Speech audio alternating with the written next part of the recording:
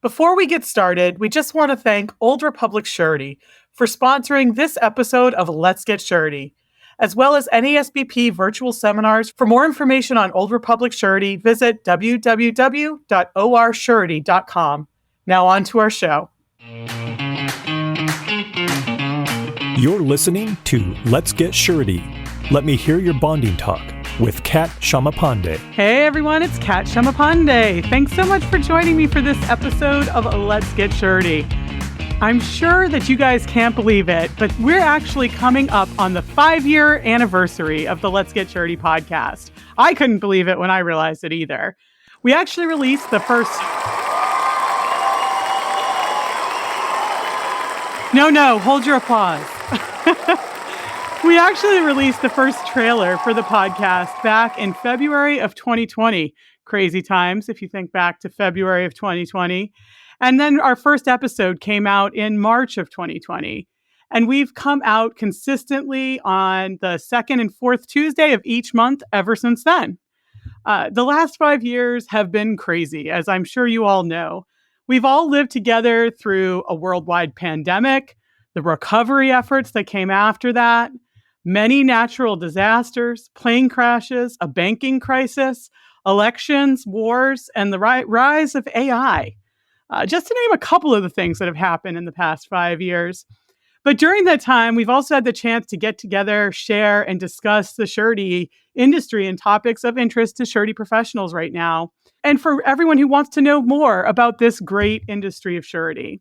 So I want to thank all of you as our listeners. We know you're out there. We've had more than 52,000 unique downloads in the last 129 episodes that have been released altogether. And this is our 130th episode. And we're going to do something a little bit different on this episode than we have on all of our past episodes. And we're going to kind of take a little walk down memory lane and look back over the past 5 years at the top 5 episodes that have been released over the past 5 years. Individually, each one of these episodes has been downloaded between 600 to 700 times. So we know that a lot of you have already heard these, but if you haven't, we're just going to share a little clip from each so you can go back, see what piques your interest, and maybe check out something you might have missed. The downloads that we've gotten on these episodes are not just in the US, they're all over the world. So thanks to our listeners everywhere, no matter where you are. It's all pretty exciting, I have to say. I'm pretty excited about it. But before we dive into listening to clips from each of these top 5 virtual seminars, I want to invite all of you to reach out and share your feedback and comments with us directly. We want to hear from you. You're our listeners, and no matter where you listen to the podcast, if you visit our website, letsgetsurety.org, and you click on the comments and questions tab in the upper right-hand corner of that page, you'll be able to share your ideas for new podcast topics or ideas for guests that you would love to listen to on the show on future episodes. And you can also share with us what some of your favorite episodes have been over time, or what you've learned from an episode that you listened to, or just what you think about Let's Get Surety in general. We'd love to hear from you. And as we move forward to the next 5 years and beyond, your feedback will help make this a better podcast, more interesting to you and more interesting to new listeners that find us along the way. So here we go for our trip down memory lane with the top 5 downloaded episodes of the Let's Get Surety podcast to date. So the 5th most downloaded episode that we had was episode number 59. The title of this episode is I'll Be There For You, The Importance of Relationships in Surety.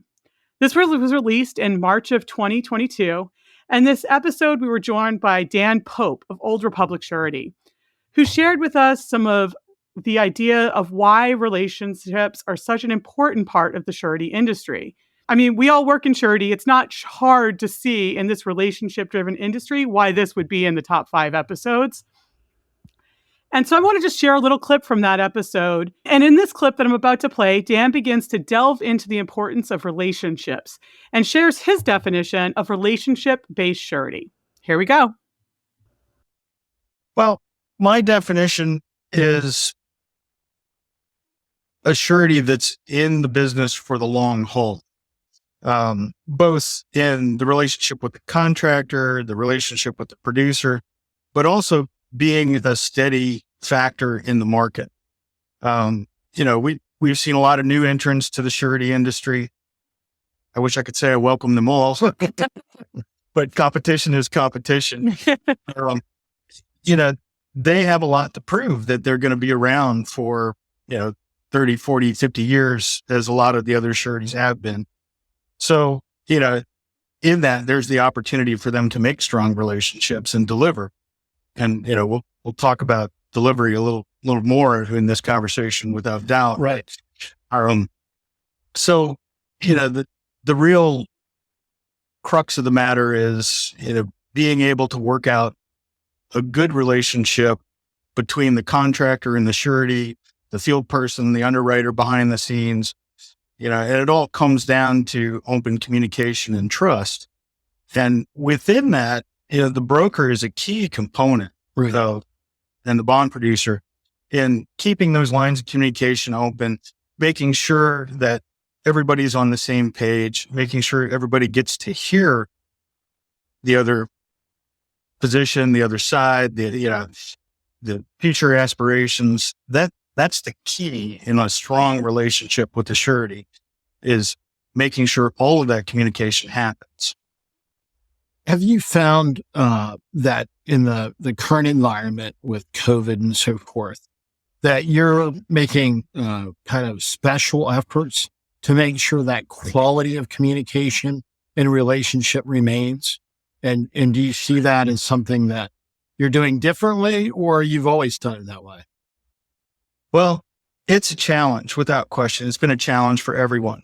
It's been a challenge for brokers. It's been a challenge for those of us who, sit in an office in a different state, trying to make that connection with the contractor who needs the next bond. I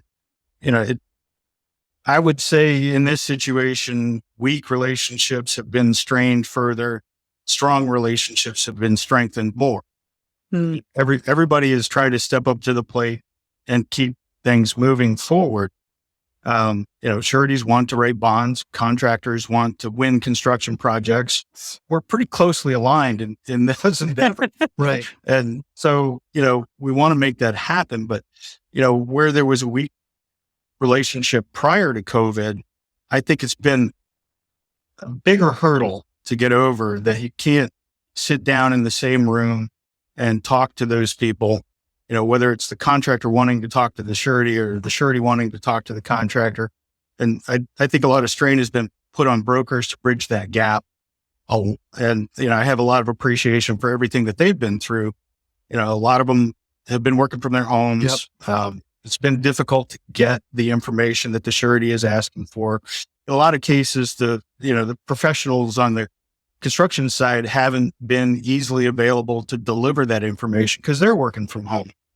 And, it's caused delays. Delays are difficult to deal with when, you need the next big bond, but you haven't been able to get the latest financial statement to show things are still going well. Right. Well, we all know that there are vagaries in the construction world. That's why risk management is so important, why surety exists. And you're going to have those ups and downs. And that underscores, I think, your point about having that relationship present and maintaining that trust. So maybe tell us a little bit more about how you maintain the trust between you and the producer, and then also you and the ultimate client, the principal, as well. Well, the trust is earned by everybody in those relationships. The surety underwriters have to have kind of a steady hand in what they do and how they do it, and not surprise anybody with, brand new information requests they've never asked for before. Right.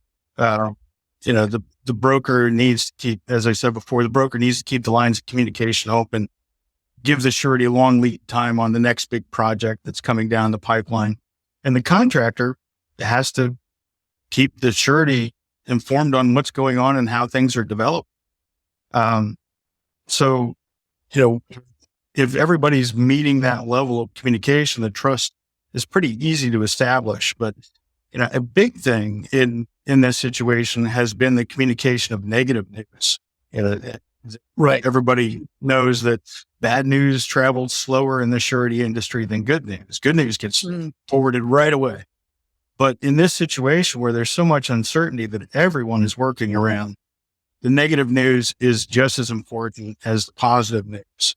And, it's not that sureties can't work past negative news or figure out how to work that issue with the contract. We do on a daily basis.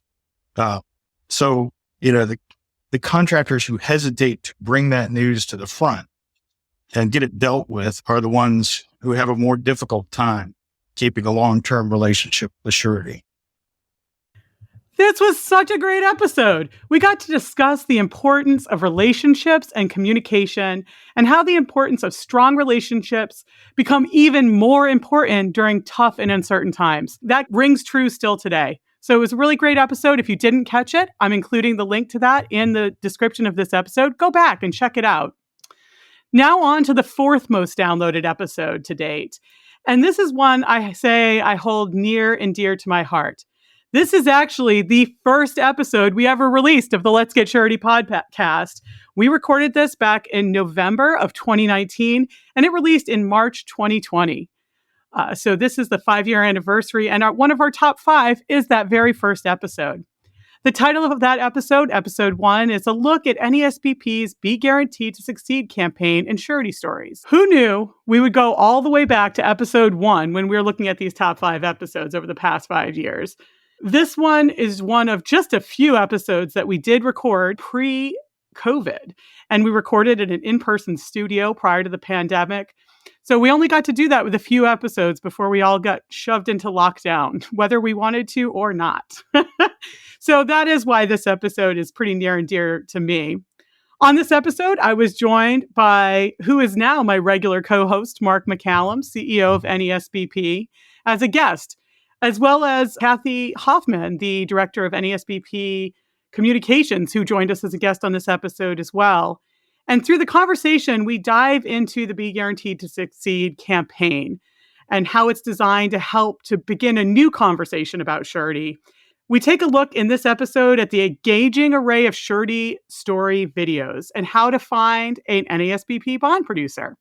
So in the clip I'm about to play, we discuss the genesis of the Be Guaranteed to Succeed campaign and share a clip from one of the surety story videos that are included in the campaign as well.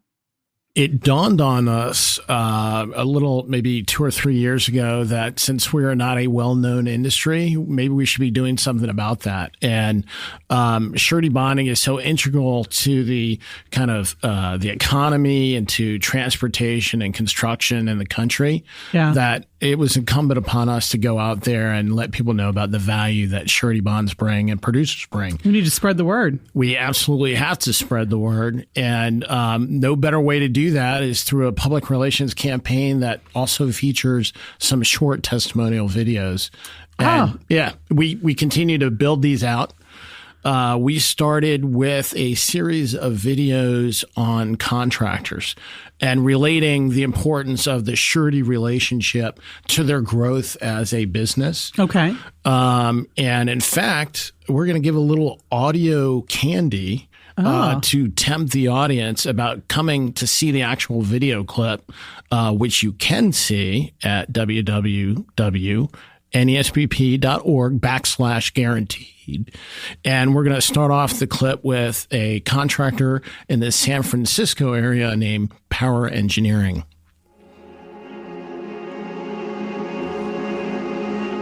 I remember actually thinking that, like, I wonder if I could do something where I could actually go back to what I love, which is building stuff, but do it on the water. Power Engineering was founded in 1986 with the idea of focusing on challenging engineering construction. So we'll build up in the air very high, we'll build deep underground, we'll build in the water. We like to say we can build anything, anywhere. This project is the WIDA San Francisco Downtown Ferry Terminal Expansion. A lot of the projects we do you can't see. And so for us, this is a really cool opportunity because suddenly we're working at the ferry building in San Francisco. When we deal with a surety broker, we're looking for a person who's interested in engaging with us over a very long period of time. It's an outside perspective into your business. They work with a lot of other contractors and a lot of other companies. They have to trust in us and our past experience that we can actually do the job. So it's more of a team. We're really lucky we've managed to pull together a group of people that really enjoy working together doing these challenging projects. This is what we like doing. We really enjoy building stuff on the water. So for us, what we're really looking for is a long-term relationship with someone who's genuinely interested in who we are as people and who our company is and what we're trying to accomplish.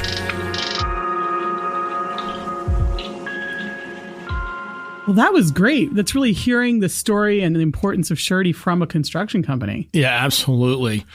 All this has been made possible by a group of dedicated association volunteers working with Kathy and myself to get this done. Okay. The videos are an important part. I think, I have younger sons.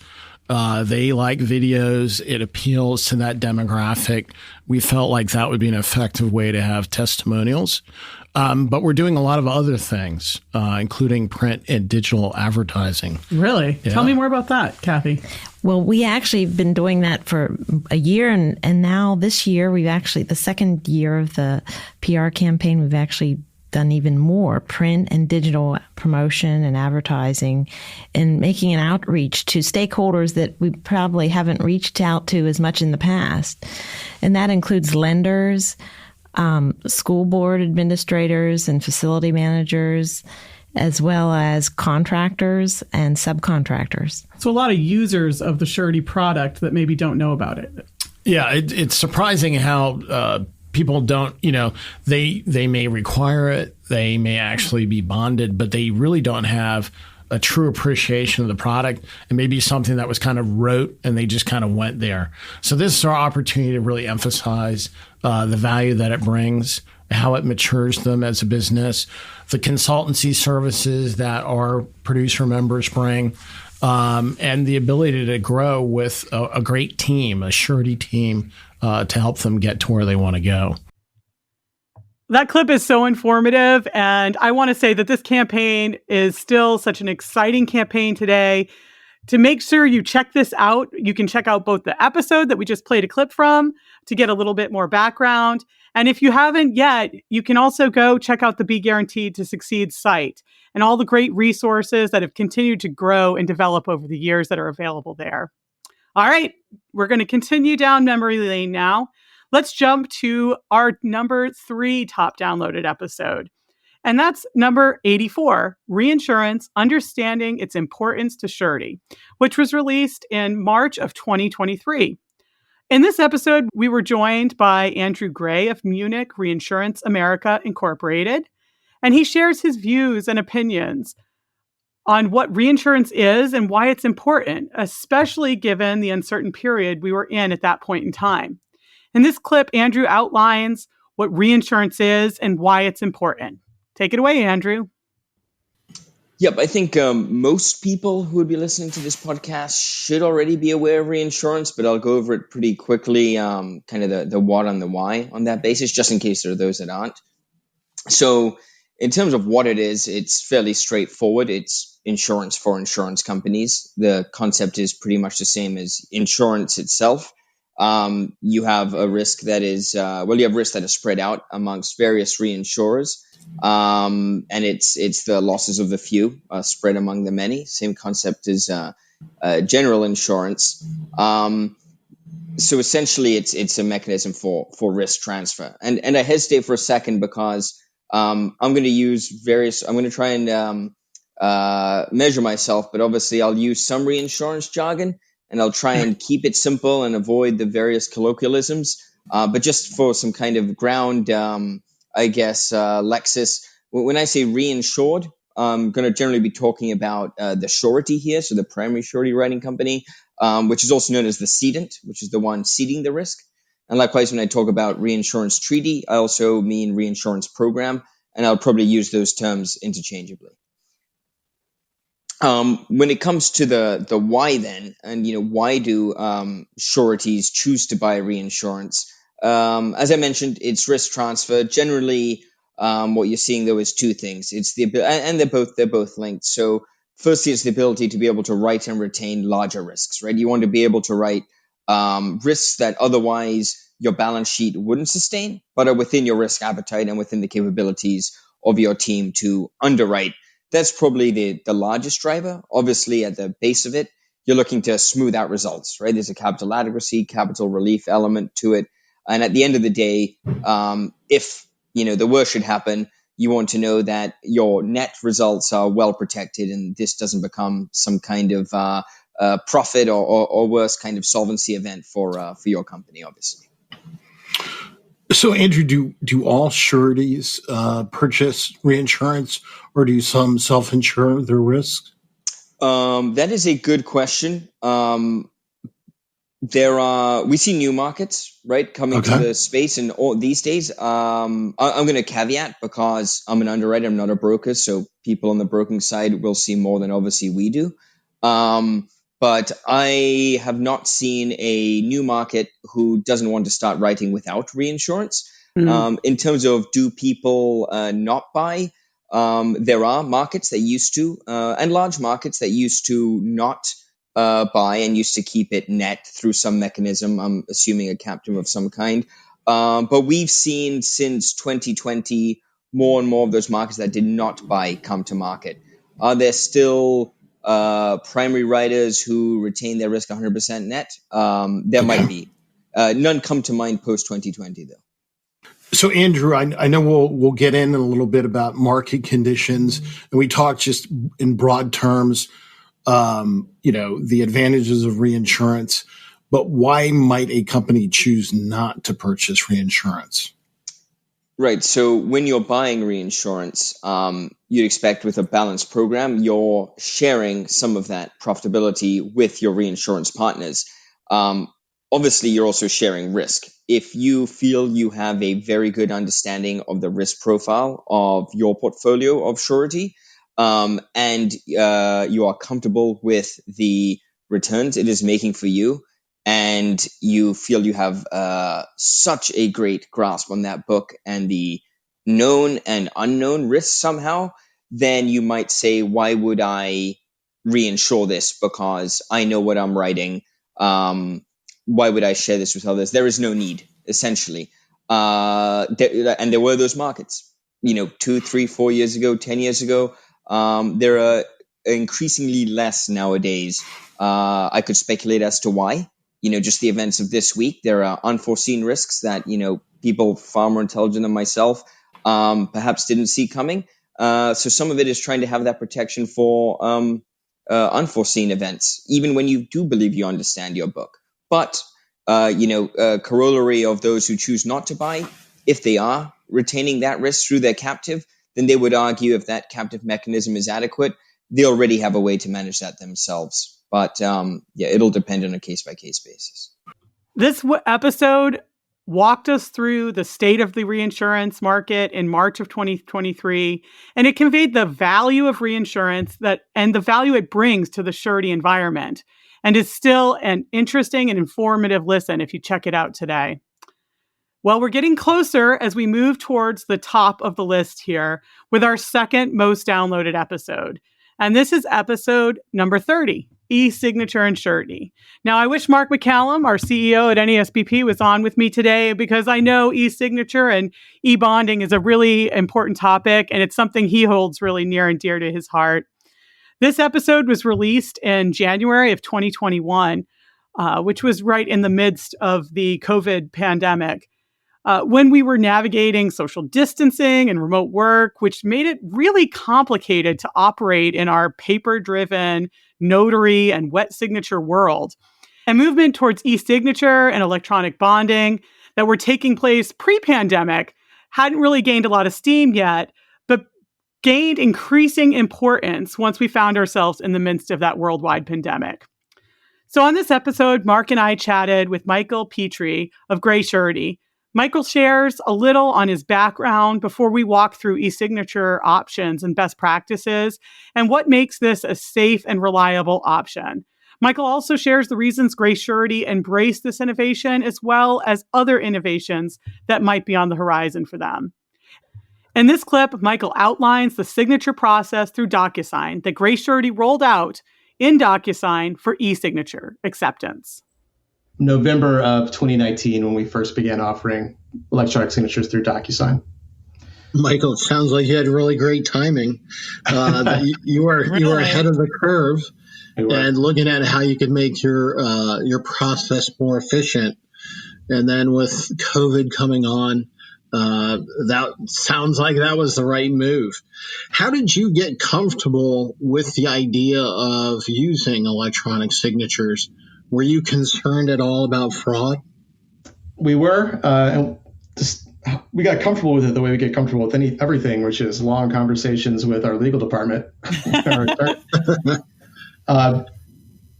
But we began looking at everything. So backing up a little bit, I mean, a notary is really a Roman era technology, right? We've been using this since around 100 AD. This is the way we verify a signature through a court-appointed public official who so just a little while. Yeah, maybe we should be revising the 1900-year-old technology a little bit for the times.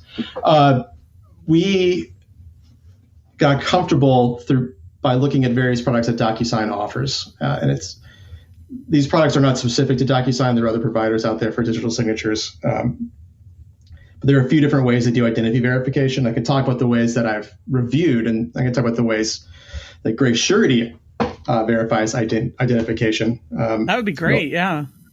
So some of their ID verification options involve external APIs with LexisNexis and a few other like credit bureau type service providers, where your name is John Smith, you live at this address, this is your social security number. That some identity verification features will use that information to reach out to LexisNexis and ask the signer a series of verification questions, such as, if you are truly John Smith, what was the color of your Camaro that you owned in 1986, according to the bin search or whatever, and you have to answer red or blue or whatever it is. And it'll go through a list of those questions from publicly available information, or I guess not so publicly available information on their LexisNexis. That's one way to do it. We went for a product called DocuSign ID Verify, wherein the signer uses their smartphone to scan their ID. And that gives us a couple levels of comfort. One, DocuSign records both the IP address of the internet connection through which the signer is accessing the document. And it also records, I believe, the MAC address of the phone, the MAC being this device-specific ID of their phone. So you have the IP address recorded, the MAC address recorded, and then they use their smartphone camera to scan the front and back of their ID. DocuSign then bounces that off of their internal databases that they have access to through the various motor vehicle departments of all the states, and confirms, yes, this is a valid ID that this person has. It is. It ties back to the public databases. So now you have a person with this ID verified through public databases at this IP address and with this MAC address, put their signature down on the document at this day and time, and we have all of that recorded. That to me is way more secure than a notary. And maybe I'm going to make notaries angry, but that to me, there's a lot more going on there than someone with a stamp from the state, because, people will contest that they were there. That's not my signature. I don't know that notary, whatever. They can't really contest the encrypted, verified IP address and MAC address was used to sign a document at a certain date. What a great outline of the security features that exist when you're using electronic signatures, and how those compare to the traditional verification and protections that are offered through services like wet signatures and a notary. It's really eye-opening. Now, drum roll, please. Our most downloaded episode to date, number 90, Growing and Fostering Women's Surety Careers. This is the most downloaded episode that we've had on the Let's Get Surety podcast. And I have to say, this one was so much fun to record.